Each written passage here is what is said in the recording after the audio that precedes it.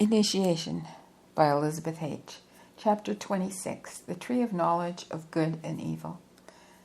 When I have progressed to the point where I have pretty well mastered the art of keeping silence, I stand before Ptahhotep again one evening, and he asks me, "What have you learned during your struggles to keep silent? Have you only learned the art of keeping silence?" "No, Father. That was simply impossible. While I was struggling with silence, I simultaneously had to struggle with speech. To the same extent that I have mastered silence, I have also mastered speech. This is because silence means not talking, and talking means not keeping silent. I wasn't able to separate these two things. I've discovered that silence and speech are two different sides of the same unit, like two sides of a coin." "Right," says Ptahhotep. Then he gets up and he leads me to one of the great white stone blocks of which the walls of this room are made, and he points to the smooth white surface of the stone, and he asks, "What do you see on this white surface?" "Nothing," I reply. "And what could I draw on it?" "Everything." "Now," says Ptahhotep, "this nothing, therefore, contains everything. In its condition, both together form perfect unity. Within this unity, something that can only become recognizable if it's separated and distinct from unity. Now watch as I draw with the green paint the form of a leaf on the surface.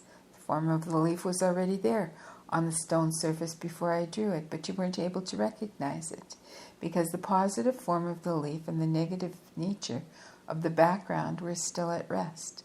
Within each other, they were completely identical. The form of the leaf was not yet separated from the everything that is contained in this nothing. When the leaf appeared on the wall, it became separated from the everything and therefore recognizable. And remember, something very important, the fact that this leaf appears in green color means that it has left behind in the everything its form in the complementary color, in this case red, as its invisible negative picture.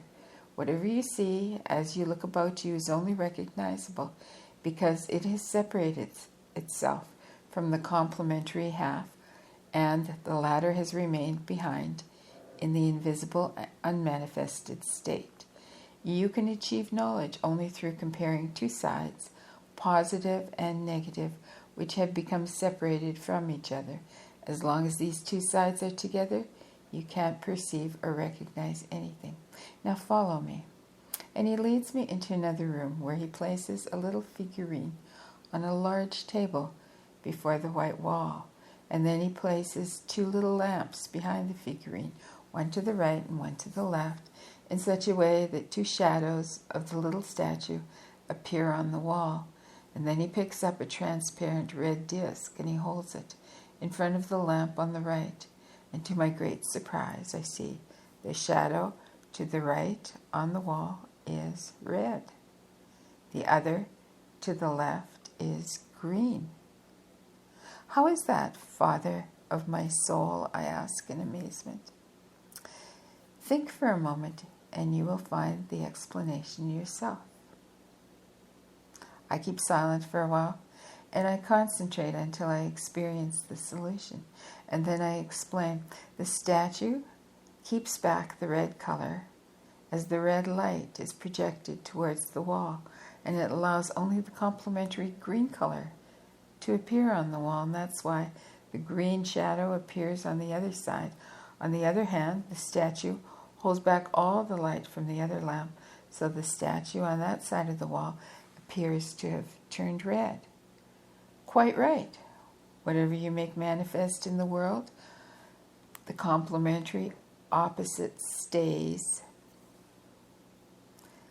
behind in unmanifested state. When a mountain is formed, its complementary half, a valley, must also be formed.